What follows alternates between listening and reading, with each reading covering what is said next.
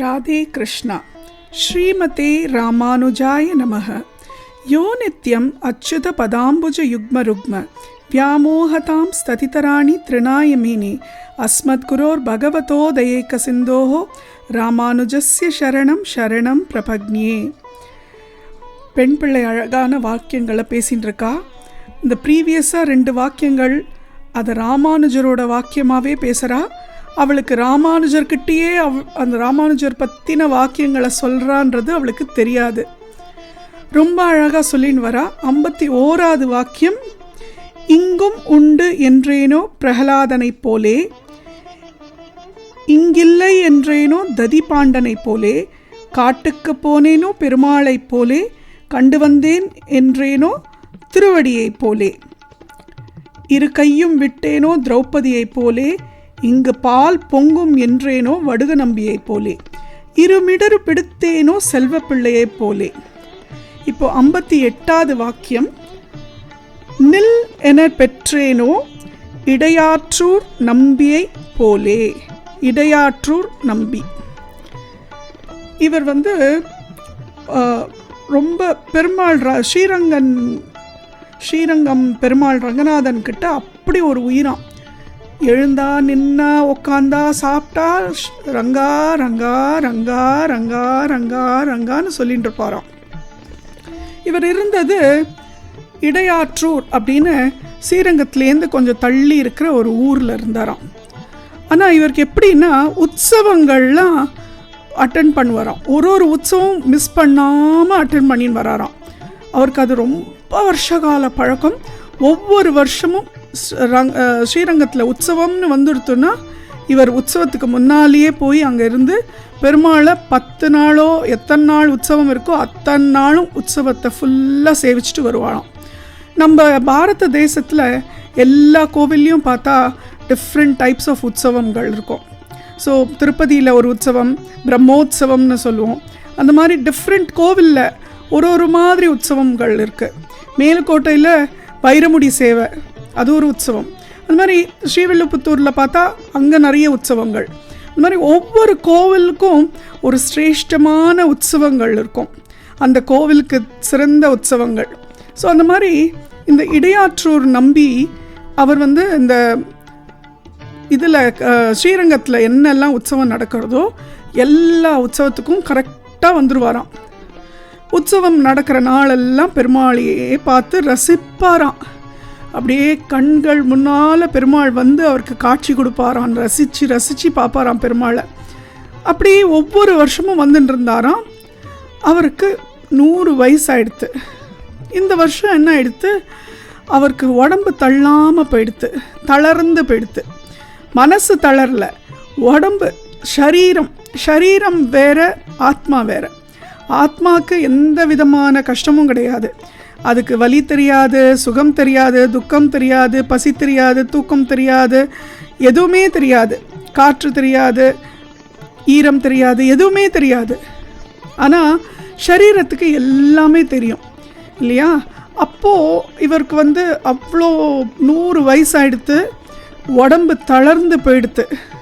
மனசுனா உற்சவத்தை போய் பார்க்கணும் அப்படின்ற மனசில் இருக்குது. கஷ்டப்பட்டு வராராம். நடந்து தான் வரணும் அந்த காலத்தில். அப்படியே நடந்து வராராம் உற்சவத்தை பார்க்கறதுக்கு. வந்தால் உற்சவம் ஆரம்பித்து 3-4 நாள் ஆயிடுறது இவர் சேரத்துக்குள்ள. பெருமாள் ஒவ்வொரு வருஷமும் எங்கே இந்த வருஷம் இடையாற்றூரை காணும் அப்படின்னு பார்க்குறாராம். ஏன்னா பெருமாளுக்கு எப்போதுமே நம்ம ஒரே டைமில் ஏதாவது வேலை பண்ணோன்னா பெருமாளுக்கு அந்த டைமில் பெருமாளுக்கு அந்த எதிர்பார்ப்பு இருக்கும். நம்ம குழந்தை வருவானே, நம்ம ஒரு பஜனை பாடுறோம்னு வச்சுக்கோங்க. எவ்ரி வீக் ஒரு தேர்ஸ்டே நம்ம பஜனை வச்சுட்டு இருக்கோன்னா கரெக்டாக பெருமாள் அந்த தேர்ஸ்டே அந்த டைமில் உட்காந்துருவார் நம்மளோட பஜனை கேட்கறதுக்கு. அதே மாதிரி சில பேர் கோவிலுக்கு போகிற வழக்கம் வச்சுட்டுருப்பா. எவ்ரிடே கார்த்தால 8 மணிக்கு கோவிலில் இருக்கிறது வழக்கம் வச்சுட்டுருப்பா. ஸோ அந்த 8 மணிக்கு கரெக்டாக போய் பெருமாளை சேவிப்பாள். அவள் என்னைக்காவது 8 மணிக்கு வரலன்னா பெருமாள் நமக்காக காத்துருப்பாளாம். ஐயோ என் குழந்தை இன்னைக்கு வரவே இல்லையே, 8 மணி ஆயிடுத்தே அப்படின்னு தேடுவாராம். அந்த மாதிரி இடையாற்றூர் வரலையே அப்படின்ட்டு பெருமாள் தினம் பார்க்குறாராம். இன்றைக்கி வந்திருக்காரான்னு அந்த கூட்டத்தில் எல்லாம் தேடுறாராம், வரலையேன்ட்டு. அப்புறம் ஒரு 4ஆவது நாள் அவர் வந்து சேர்றாராம். வந்து சேர்ந்த உடனே வந்தால் அவருக்கு அப்படியே உடம்பு தளர்ந்து போயிருக்கு, கஷ்டப்பட்டு மூச்செல்லாம் விட முடியல, அப்படியே பெருமாளை பார்த்துட்டுருக்கார். கரெக்டாக பெருமாள் உற்சவம் வரார். ஒரு தெருவாக வந்துட்டுருக்கார். ஸோ ஒரு தெருவில் இவர் நின்றுட்டுருக்கார். இவர் வந்து அப்போ தான் வரார். ஸ்ரீரங்கத்துக்குள்ளே நுழைஞ்சி எந்த இடத்துல பெருமாளை உற்சவம் தூக்கின்னு வராளோ பார்த்துட்டு அந்த இடத்துல நின்றுட்டுருக்கார். பெருமாள் வரார். வந்த உடனே கரெக்டாக இவர் முன்னால் வந்து பெருமாள் நின்றுடுறார் மண்டகப்படி. அப்போது பெருமாள் அப்படியே பிரத்யக்ஷமாக இவர் முன்னால் வந்துடுறாராம். என்ன இடையாற்றூர் ஏன் இத்தனை நாள் தாமதம் ஆயிடுத்து உற்சவத்துக்கு வரத்துக்கு அப்படின்னு கேட்குறார். கேட்ட உடனே பெருமாள் அப்படி பிரத்யக்ஷமாக வந்த உடனே இவருக்கு அப்படியே ஆனந்தம் தாங்க முடியலையாம். கண்ணில் பொல தண்ணி வழியறதான், பேச முடியல, வாயெல்லாம் அப்படியே கட்டிடுத்து வாய். ஏன்னா அவ்வளோ சந்தோஷம், பெருமாள் தன்னை எதிர்க்க வந்துட்டார் அண்ட் தன்னை வந்து விசாரிச்சுட்டார் அப்படிங்கிறது அவ்வளோ சந்தோஷமா. உடனே அவர் சொல்கிறாராம், உடம்பு தளர்ந்து போயிடுத்து சுவாமி, நான் வந்து மனசளவில் எனக்கு உங்களை பார்க்கணும், உற்சவத்துக்கு வரணும்னு ஆசை.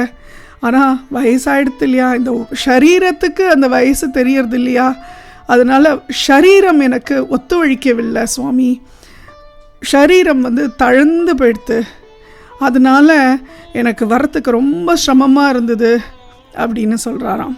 அப்படி சொன்ன உடனே பெருமாள் வந்து சொல்கிறாராம், சரி உன்னோட ஆசை என்ன அப்படின்னு கேட்குறாராம். உடனே இடையாற்றூர் நம்பி சொல்கிறாராம், எனக்கு உங்களோடையே இந்த உற்சவத்திலெல்லாம் பார்த்துட்டு இருக்கணுன்றது தான் ஆசை சுவாமி அப்படின்ன உடனே பெருமாள் சொல்லிடுறாராம், நீ இங்கேயே இருந்துரு அப்படின்னு சொல்லிடுறாராம். சொன்ன உடனே இவருக்கு ஆனந்தம் அப்படியே தாங்க முடியல. நில் என்று சொன்னேனோ அப்படின்னு பெருமாள் வந்து நில்லுன்னு சொல்லிட்டாராம். ஸ்ரீரங்கத்திலேயே இருந்துக்கோ அப்படின்னு இவருக்கு ஒரு உத்தரவை கொடுத்துட்டாராம். அப்படி கொடுத்த உடனே இவருக்கு அப்படி ஒரு சந்தோஷம். அப்படி கையை கூப்பி பெருமாளை நன்னா சேவிக்கிறார். அப்படி பெருமாள் நகர்றார். அங்கேருந்து அந்த மண்டகப்படி தூக்கி நெக்ஸ்ட் இடத்துக்கு போகிறா. இப்படி நகர்றார். இவர் அப்படியே தொப்புன்னு கீழே விழுந்து உயிரை விட்டுறார். ஏன்னா பெருமாள் வந்து உத்தரவு கொடுத்துட்டால, இவரை நீ இங்கேயே இருந்துக்கோன்னு, அதனால அவர் அங்கேயே உயிரை விட்டுறார். இதல்லவா பக்தி. இதை தான் பெண் பிள்ளை அழகாக சொல்கிறா. இந்த மாதிரி இடையாற்றூர் நம்பி ஒரு உற்சவத்தை கூட மிஸ் பண்ணாமல் ஒவ்வொரு உற்சவத்துக்கும் கரெக்டாக வந்து அழகாக பெருமாளை தரிசனம் பண்ணிட்டு உற்சவமே ஒரு அனுபவமாக எடுத்துட்டு அப்படி பெருமாளை ரசித்து அவ்வளோ பக்தி பண்ணாரே. அடியாள் வந்து முசல் புழுக்க சுவாமி, அப்படிலாம் பக்தி பண்ணுற அளவுக்கு அடியாள்கிட்ட பக்குவம் இல்லை சுவாமி. இங்கேயும் வைத்தவமாநிதி பெருமாள் இருக்கா, இங்கேயும் உற்சவமெல்லாம் நடக்கிறது. ஆனால் அடியாளுக்கு இங்கேயே இருந்து இந்த உற்சவத்தெல்லாம் பார்த்துண்டு இந்த பெருமாளே கதின்னு இருக்கிற அளவுக்கு பக்தி இல்லையே சுவாமி. அடியாள் முசல் புழுக்க சுவாமி, வரப்பில் கடந்தா என்ன, வயலில் கடந்தா என்ன, என்னால் எந்த பிரயோஜனமும் இல்லை சுவாமி, அதனால நான் இந்த ஊரை விட்டே போகிறேன் அப்படிங்கிறாளாம். ராமானுஜர் அசந்து போகிறார். எங்கேருந்தெல்லாம் இவர் ரெஃபரன்சஸ் எடுக்கிறா பாரு. இடையாற்றூர் நம்பி அவர் வந்து அங்கே ஸ்ரீரங்கத்தில் அப்படி அழகாக பெருமாளை ரசித்து ஒவ்வொரு உற்சவம் விடாமல் தவறாமல் வந்து பெருமாளை அனுபவித்து பக்தி பண்ணுறவரை போய் எவ்வளோ அழகாக கம்பேர் பண்ணிக்கிறா பாரு. எப்பேற்பட்ட ஒரு ஞானி இந்த பொண்ணு அப்படின்னு ரசிக்கிறாராம். ஸோ இந்த வாக்கியம், நில் என பெற்றேனோ இடையாற்றூர் நம்பியை போலே. ராதே கிருஷ்ணா.